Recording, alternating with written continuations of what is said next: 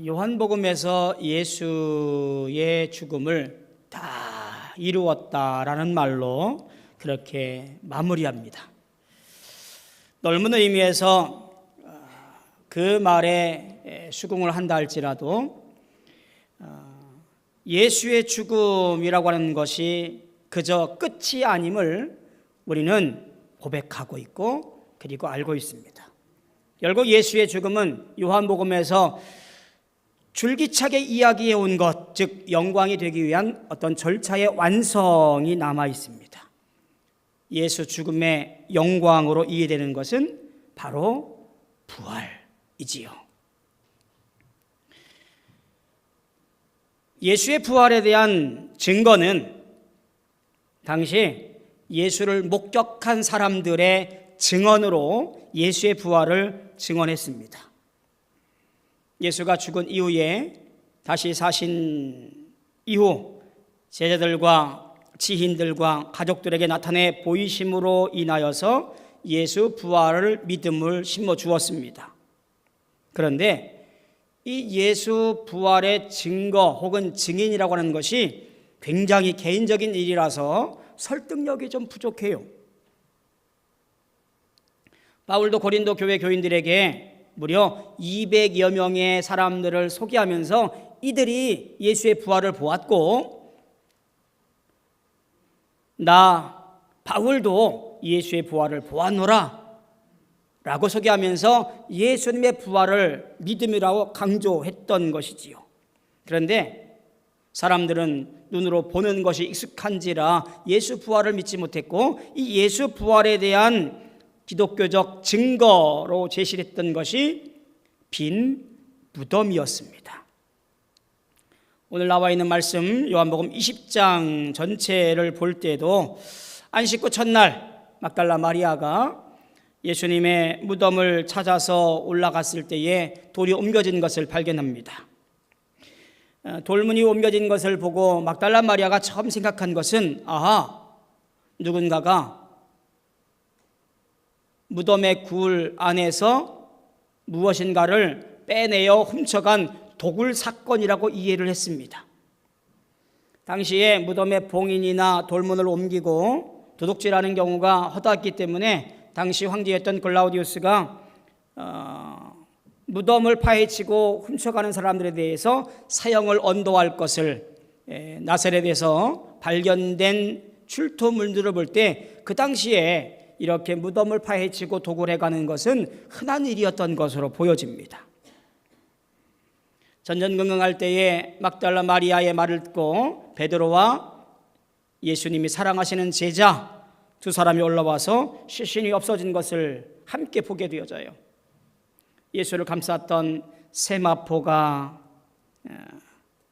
한쪽에 있고 그리고 머리를 감쌌던 수건이 한쪽에 잘 정리되어 켜켜 있는 것을 보면서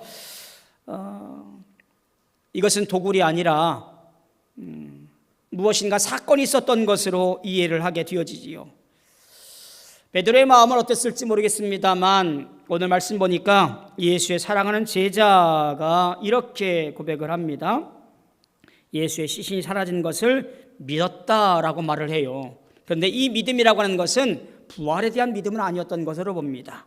20장 9절에 보니까 다시 살아나야 하리라 하신 말씀을 아직 알지 못하더라 라는 말로 생각해 볼 때 부활에 대한 확신, 믿음은 없었던 것으로 보여집니다. 하지만 이 빈 무덤이 없었다면 당시 제자들이 예수의 부활 선포에 대해서 전할 때에는 한낱 말장난에 불과한 것임에 틀림이 없습니다. 불신자나 반대하는 자들의 주장을 논박할 가장 확실한 증거가 예수의 신이 들어있는 저 무덤, 그 무덤이 버젓할진데 어떻게 예수의 부활을 말할 수 있겠느냐? 현실적으로 불가능하다라고 하는 거예요. 이 당혹스러운 진실 앞에 제자들이 말할 수 있는 부활에 대한 선포, 전파를 억제하기 위해서 반대자들이 사람들에게 펼친 것은 고작 예수의 시신을 훔쳐갔다라는 거짓말을 하도록 그렇게 사람들을 거짓 증언자로 세우는 억지뿐이었습니다. 잘 아시다시피 사람들의 자신의 존재 의미를 이 땅에 내세우기 위해서 죽음 이후에 가장 화려한 무덤을 만들어 갑니다. 권력과 평판이 높을수록 화려한 무덤을 더 만들지요. 그런데 예수님의 무덤은 이 영광의 무덤을 거부합니다. 예수의 사망의 증거인 들어있는 무덤을 통하여 오히려 생명의 증거인 비어있는 무덤으로 우리에게 증거하고 있고 말하고 있습니다. 예수의 종교는 죽음의 종교가 아니라 생명의 종교입니다. 유일한 빈 무덤의 종교는 생명을 구원할 유일한 길이요 진리요 생명이라 그런 말이에요. 그래서 무덤에 머물러 있지 아니하고 살아계신 예수로 말미암지 않고는 아버지께로 올 자가 없다라고 성경은 가르치고 있고 우리는 이 또한 믿음으로 고백하고 있는 거예요. 자, 제자들이 모여 있는 곳으로 갑시다.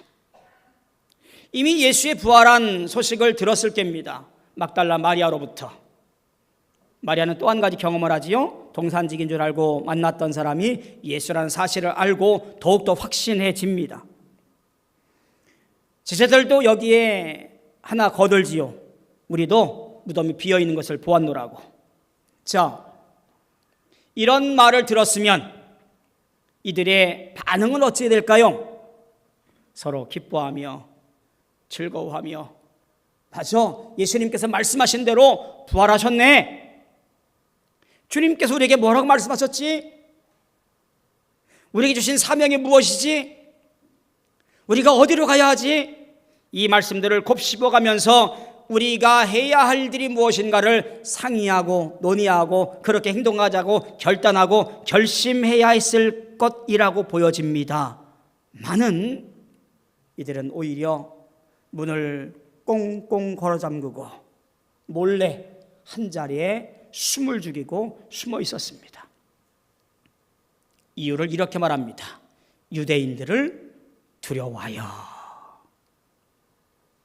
예수를 따르는 제자, 예수를 추종하는 사람이라고 하는 것에 대하여 목숨이 위태로울까 봐 문을 잠그고 숨을 죽이면서 숨어 있게 되어지는 거예요.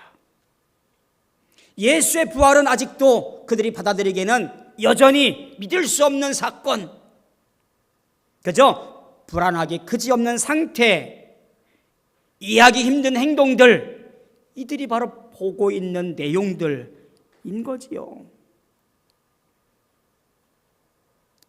정말 비겁하고 심약하게 그지없는 제자들의 모습입니다.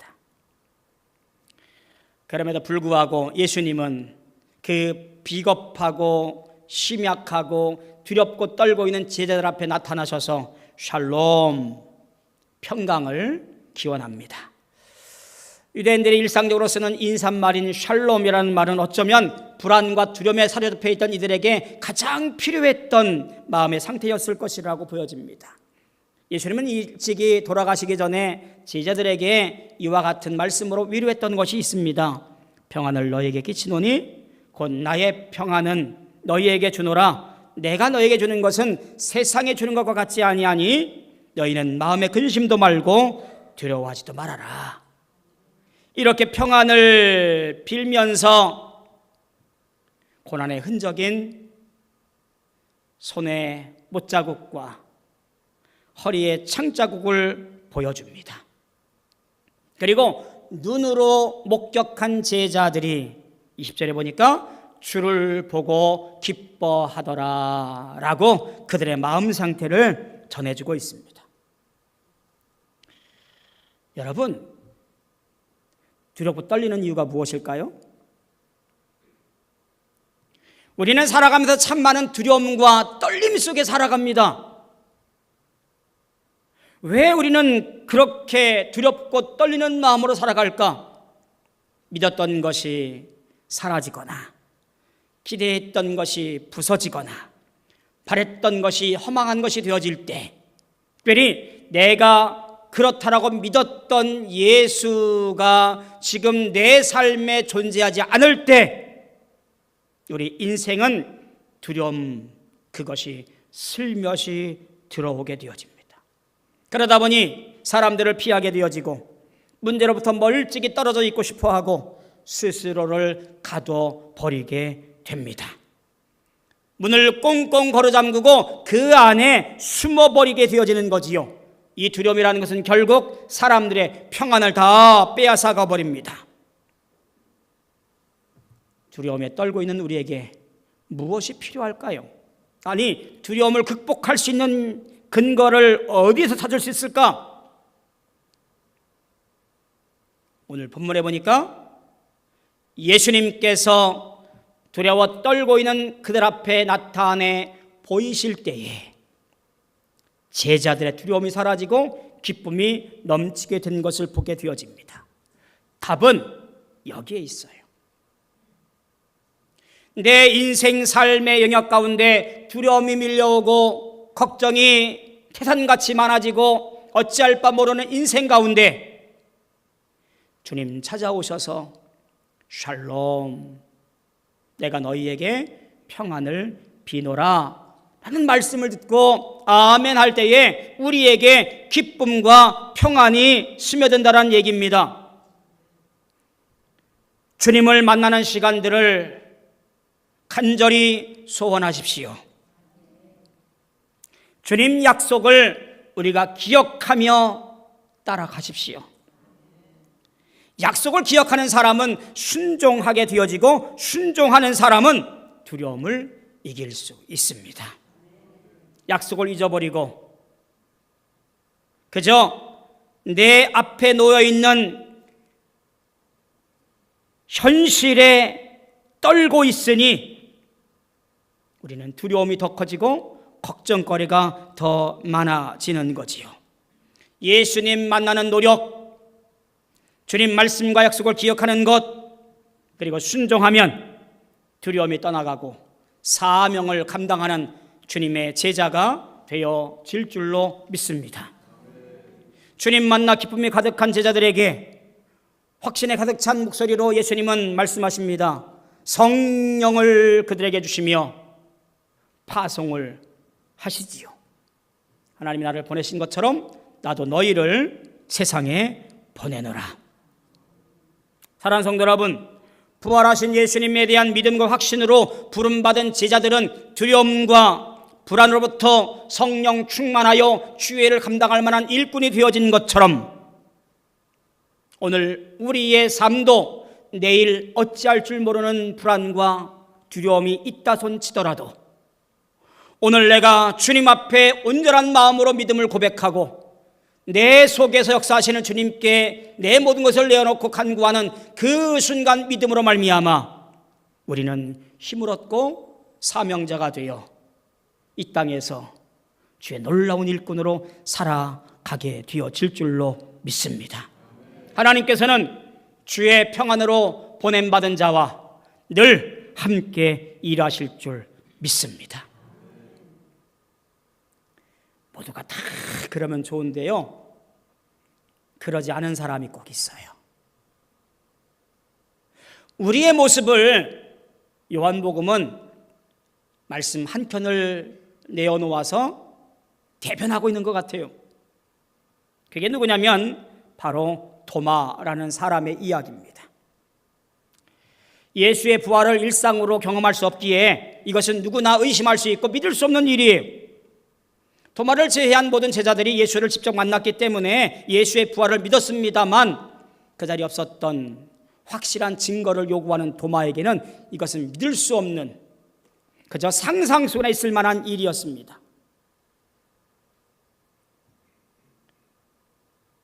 내가 내 손으로 예수의 못자국을 보고 손가락을 넣어놓기 전에는, 옆구리에 손을 넣어보기 전에는 내가 믿을 수 없다. 어쩌면 그의 말이 사실 객관적으로 굉장히 합리적인 말인 것 같습니다. 아마 오늘 우리에게도 똑같은 것으로 나타낸다면 나도 만져보고 두드려보고 넣어보고 그렇게 믿는 사람이지 않을까 싶습니다. 그런데 참 안타까워요. 도마의 모습이 좀 안쓰러워요. 왜냐하면 예수의 부활을 믿지 못하면서 그저 두렵고 떨리는 마음으로 전전긍긍하면서 제자라는 허울뿐인 모습으로 그들 틈에 끼어있는 도마의 모습은 참 불쌍하게 그지없습니다.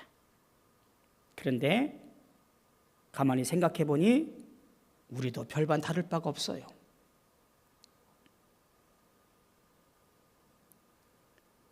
세례받고 직분받아 집사, 권사, 장로, 목사라고 하지만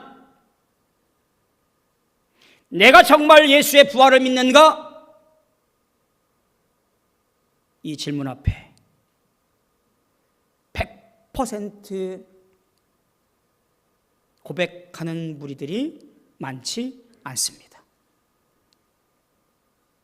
우리가 받은 교육과 삶의 경험 때문에 우리도 마찬가지로 예수를 만져보고 예수의 상처를 바라보고 너 보아야만 믿을 수 있습니다 라고 고백하는 도마와 같은 인생인 것이 다를 바가 없어요. 겉모습은 그럴듯하게 예수 믿는 사람처럼 보이지만 그러나 그 속내는 도마처럼 의심 많고 진정한 고백을 하지 못하고 어떻게 하면 내가 목숨 부지하고 살아갈 수 있을까 전전긍긍하며 살아가고 있는 모습이 도마나 우리나 어쩌면 거기 50보 100보이지 않을까 싶습니다. 예수님은 수차례 경고했습니다. 말씀했습니다. 내가 십자가형을 당할 거고 3일 만에 부활할 거야. 막달라 마리아와 제자들이 보았습니다. 빈 무덤을 통해서 보고 예수가 부활했음을 그들 앞에 증언했습니다. 찾아오신 주님 만나보고 제자들이 우리가 예수를 만나서 정말 예수님 부활했어 라고 사람들이 말합니다. 그런데 도마는 믿지 못했습니다. 들음의 신앙의 한계가 여기 있다라고 보여지는 거예요. 들음의 신앙이 참 좋은 것 같지만 그것이 한순간에 의심이 증폭되어지고 믿음을 저버리게 되어지는 경우들이 허다해요. 간접 신앙 경험이라고 할까요? 아무개의 신앙 간증, 남의 신앙 간증이에요. 도전은 맞습니다만 그것이 내 신앙과 믿음을 키워가는 것에는 한계가 있습니다. 그러면 들음의 신앙에서 우리가 나아가야 할 것이 무엇인가? 바라봄의 신앙이 필요해요.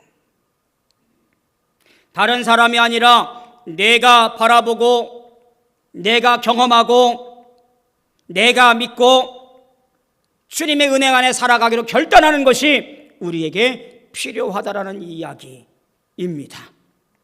도마의 신앙이 의심스러운 것이라고 하겠지만 그러나 그의 신앙은 확실한 것을 원하기에 어쩌면 우리에게도 놀라운 경종을 울리고 있는 것 같습니다.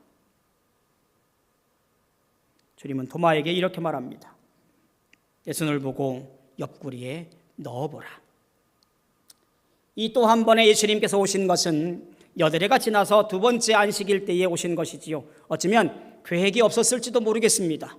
그런데 도마 한 사람 때문에 다시 나타나신 거예요. 그리고 그에게 말했던 것처럼 내가 예수의 부활을 만져보거나 넣어보지 않고 믿을 수 없다라는 그 말에 예수님 나타나셔서 자 만져보고 넣어봐. 그리고 이렇게 단도직입적으로 명령하십니다. 아피스토스가 아니라 피스토스가 되라고. 믿음 없는 자가 되지 말고 믿는 자가 되라고 명령하십니다.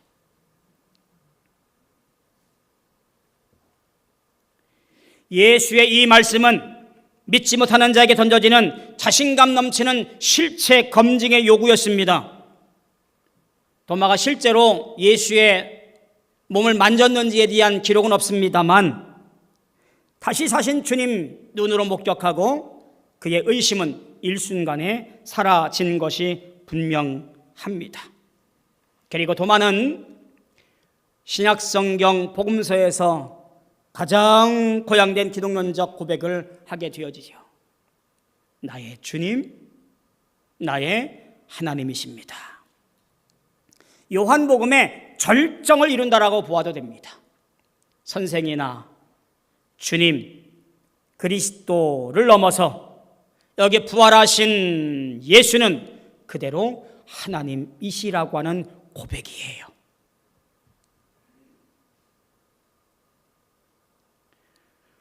우리는 여전히 눈으로 보아야 믿을 수 있고 우리 오감을 통해서 만족하는 삶을 살아가고 있습니다. 그러니 우리 또한 역시 문을 잠그고 믿을 수 없는 것에 대해서 반감을 가지고 살아갑니다. 예수의 말씀이나 약속은 안정에도 없이 그저 허울뿐인 그리스도인으로 살아갑니다. 그런 경우가 허다합니다. 그때 예수님께서 우왕좌왕하고 있는 우리에게 이렇게 말씀하시는 거예요. 너는 나를 본고로 믿느냐? 보지 못하고 믿는 자들이 복되도다.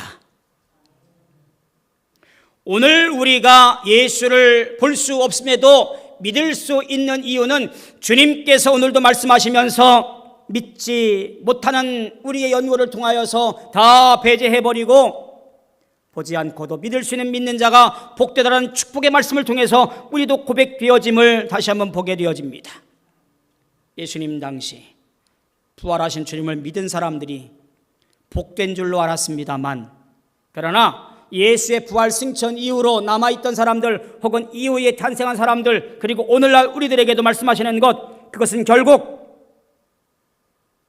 예수의 부활을 눈으로 보지 않고도 믿음으로 바라보는 자들이 복되다라고 말씀하는 거예요.